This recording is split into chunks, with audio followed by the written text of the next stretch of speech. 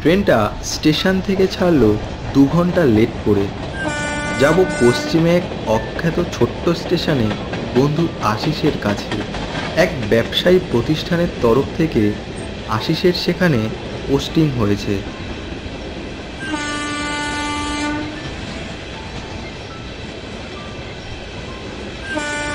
আর এসেই আমাকে পত্রাঘাত, ওর ওখানে কদিন কাটিয়ে যাওয়ার জন্য। স্টেশন থেকে ওর বাসস্থান মাইল 5 দূরে। স্টেশন থেকে বেরিয়ে মাইল খানেক এগিয়ে গেলেই পড়বে কৃতান্তপুরের জঙ্গল। সেই জঙ্গল পেরিয়ে আরও মাইল খানেক গেলে টনটনিয়া নামে এক ছোট্ট আদিবাসী গ্রাম। সেই গ্রামেই ওর পোস্টিং। এসব খবর আমি অবশ্য ওর চিঠি থেকেই জানতে পেরেছি।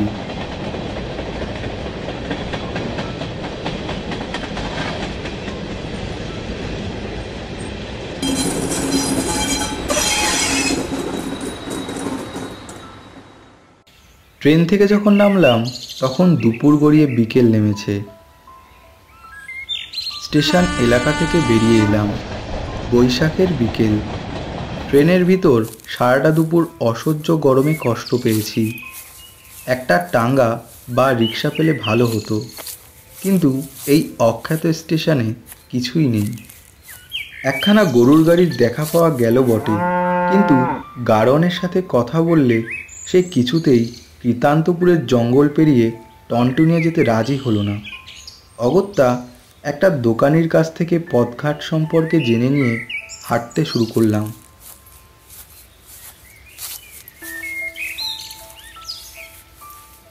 মিনিট 20 চলতে চলতে হঠাৎ আকাশটা কালো হয়ে এলো।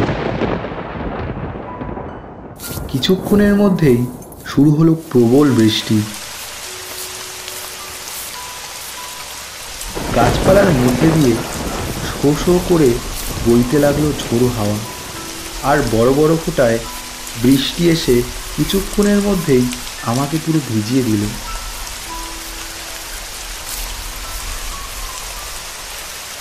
হঠাৎ আমার খেয়াল হলো যে আমি জঙ্গলের ভিতর পথ হারিয়ে ফেলেছি, কিন্তু এ ঝড় বৃষ্টির মধ্যে কোথায় যাব বুঝতে না পেরে একটা বড় বট গাছের নিচে দাঁড়ালাম। আধ ঘন্টা কেটে গেল, কিন্তু ঝড় বৃষ্টি থামার কোনো লক্ষণই দেখা গেল না। এরকম অবস্থায় গাছপালার ফাঁক দিয়ে একটা অনুজ্জ্বল আলো আমার চোখে এসে পড়ল। ভাবলাম, যা, ওখানে গেলে হয়তো আশ্রয় পাওয়া যাবে। ঝড় বৃষ্টির দাপট অগ্রাহ্য করে সেই আলোক শিখার উদ্দেশ্যে এগোলাম।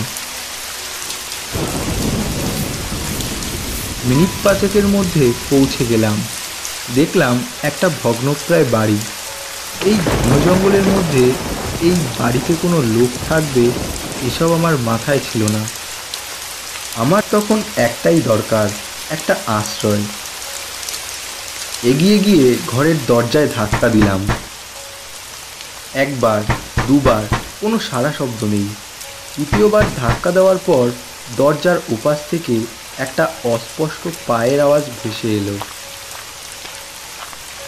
শব্দটা স্পষ্টতর হলো, থামলো দরজার ওপাশে। দরজাটা খুলে গেল। দেখলাম একজন বয়স্ক লোক, পরনে ময়লা ধুতি, চোখে সতর্ক দৃষ্টি। আমাকে দেখে সে বলল, কি প্রয়োজন? মূর্তির গলা শুনে অবাক হলাম। অত্যন্ত ভদ্র কণ্ঠস্বর। এই জঙ্গলের ভেতর ঝড় বৃষ্টির মাঝে পথ হারিয়েছি। রাতের মতো যদি একটু আশ্রয় পেতাম। নিশ্চয়, আসুন আসুন, ভেতরে আসুন, একেবারে যে ভিজে গেছেন। মূর্তির পিছু পিছু ঢুকলাম ঘরের মধ্যে, গিয়ে বসলাম। এই ঝোড়ো অমাবস্যার রাতে কৃতান্তপুরের জঙ্গল দিয়ে কোথায় যাচ্ছিলেন? অতি বড় দুঃসাহসীও তো এমন সাহস করে না। যাচ্ছিলাম টনটনিয়া, আমার এক বন্ধু ওখানে চাকরি নিয়ে এসেছে। যাচ্ছি তারই আমন্ত্রণে। বন্ধুর স্টেশনে থাকার কথা ছিল, কিন্তু স্টেশনে তাকে দেখতে পাননি, তাই তো? আপনার বন্ধু বুদ্ধিমানের কাজই করেছেন। এই ভরা অমাবস্যার রাতে কেউ এই জঙ্গল দিয়ে যাতায়াত করে না। এ খবরটা উনি আপনাকে জানালে আরো বুদ্ধিমানের কাজ করতেন। যাক সে কথা, আপনি নিশ্চিন্তে এখানে রাত্রিবাস করুন। একথা বলে সে কাকে যেন ডাকলেন। কই রে? সঙ্গে সঙ্গে ঘরের অন্ধকার দরজা ফুঁড়ে বেরিয়ে এলো এক মূর্তি। এর পোশাকও প্রথম মূর্তির অনুরূপ। ও আপনাকে আপনার ঘরে নিয়ে যাবে। ওর সঙ্গে যান, পরে রাতে খাবার সময় দেখা হবে। আমি বয়স্ক লোকটাকে ধন্যবাদ জানিয়ে ওর পিছু নিলাম। চমৎকার সাজানো গোছানো ঘর। ঘন জঙ্গলের মাঝখানে এই নির্জন পুরনো বাড়িতে যে এরকম একটা ঘর থাকতে পারে তা বিশ্বাসই করা যায় না। আপনার কোনো প্রয়োজন হলে আমাকে ডাকবেন, আমি পাশের ঘরেই আছি। এই বলে সে চলে গেল। জামা কাপড় পাল্টে খাটে বসলাম। পথশ্রমে বেশ ক্লান্ত হয়ে পড়েছিলাম। ভাবলাম একটু ঘুমিয়ে নিই। শারীরিক ক্লান্তিতে শোয়ার সাথে সাথেই ঘুমিয়ে পড়লাম। কতক্ষণ ঘুমিয়েছি জানি না। হঠাৎ কেমন একটা অদ্ভুত শব্দে আমার ঘুম ভাঙল। উঠে দেখলাম সেই লোকটা দাঁড়িয়ে। লোকটি বলল, চলুন, রাতের খাবার তৈরি। শব্দটা কিসের? না ঘুমের মধ্যে ভুল শুনেছি? এসব ভাবতে ভাবতে লোকটার পিছনে চললাম। খাওয়ার ঘরে এসে দেখলাম বয়স্ক লোকটার সাথে আরও একজন টেবিলে বসা। তারা আগেই খেতে বসে গেছে, কিন্তু আমাকে কেউ বসতে বলল না। অগত্যা নিজেই বসে পড়লাম খালি চেয়ারটাতে। টেবিলের উপর নানা রকম খাবার, সবই প্রায় আমিষ। মাছ মাংসের বিপুল আয়োজন, রান্নাও অপূর্ব। এমন সময় আমাকে যে লোকটি ডেকেছিল সে একটি পাত্রে পানীয় নিয়ে এলো।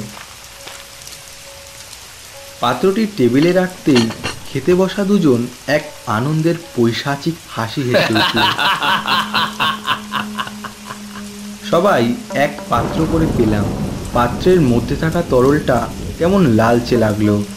যাই হোক, চুমুক দিলাম। কেমন একটা নোনতা স্বাদ। আমার ভালো লাগলো না, কিন্তু বাকি দুজন খুব তৃপ্তি করে খেলো। ঠিক এমন সময় আবার ওই লোকটা একটা ঢাকা পাত্রে কি যেন একটা নিয়ে এসে টেবিলে রাখলো। পাত্রটার দিকে বয়স্ক লোকটা কিছুক্ষণ তাকিয়ে রইল। তার ঠোঁটের কোণায় কেমন একটা অলৌকিক হাসি দেখতে পেলাম। পরক্ষণেই আমার দিকে তাকিয়ে লোকটি বলল, এটা খুবই সৌভাগ্যের কথা যে আপনি আমাদের এখানে রাত্রি যাপন করছেন। অনেকেরই এই বনে সৌভাগ্যজনক রাত্রি যাপন হয় না। এই নির্জন বনের মধ্যে একসময় এই বাড়ি ছিল অমৃত আলয়। এই বাড়িতে একসময় তারা বাস করত। এখনো নাকি এই বাড়িতে বাস করে একদল অমৃত। অমৃত? অজান্তেই আমার মুখ দিয়ে বেরিয়ে এলো। হ্যাঁ, অমৃত। দিনে এরা সব দেহ মাত্র, কিন্তু সূর্যাস্তের পরে সন্ধ্যার অন্ধকার যখন ঘনিয়ে আসে তখন তাদের দেহে শুরু হয় অস্বাভাবিক প্রাণের সঞ্চার।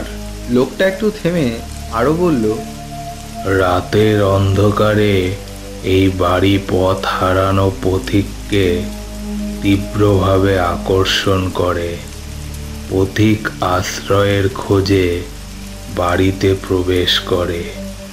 তারপরই লোকটির মুখ দেখে মনে হলো সে কিছু একটা বলতে যাচ্ছিল। পরক্ষণে সে বলে উঠল, যাক সে কথা, আপনার বন্ধু যে আপনাকে এগিয়ে নিয়ে আসবার জন্য এই ভরা অমাবস্যায় জঙ্গলের ভেতরে ঢোকেননি, এটা তার পক্ষে খুবই ভাগ্যের ব্যাপার। না হলে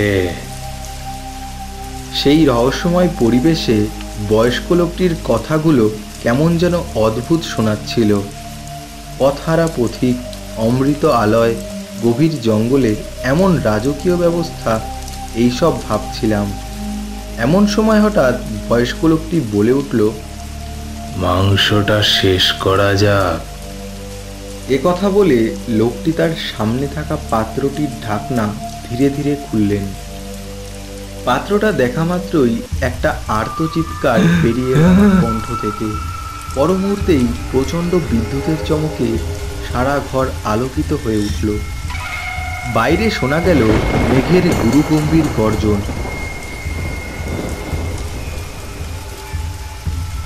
লোকগুলো হেসে উঠল।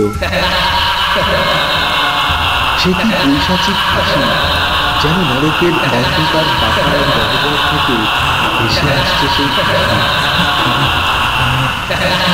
আমার চোখের সামনে নেমে এলো অন্ধকারের এক কালো জগৎ। যখন জ্ঞান ফিরল, দেখলাম আমি পড়ে আছি জঙ্গলের মধ্যে।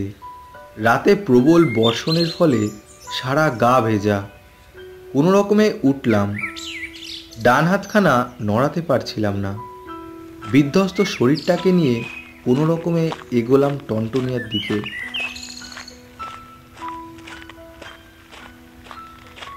আশিসের বাড়ির সামনে যখন পৌঁছালাম, তখন আমি ভুল বকছি, কিন্তু সেখানে গিয়ে বেয়ারার কাছে যা শুনলাম, তাতে আমি আরও উন্মাদ হয়ে গেলাম। শুনলাম আমাকে এগিয়ে আনার জন্য আশিস কাল বিকালে নিতান্তপুরের মধ্য দিয়ে স্টেশনের দিকে যাত্রা করেছিল, কিন্তু সে এখনও ফেরেনি। সেই রাতের কথা আমি কোনোদিনও ভুলব না। সেই বাড়ি, সেই মানুষ, ওই ভয়ঙ্কর অভিজ্ঞতা থেকে আমি মুক্ত হতে পারছি না।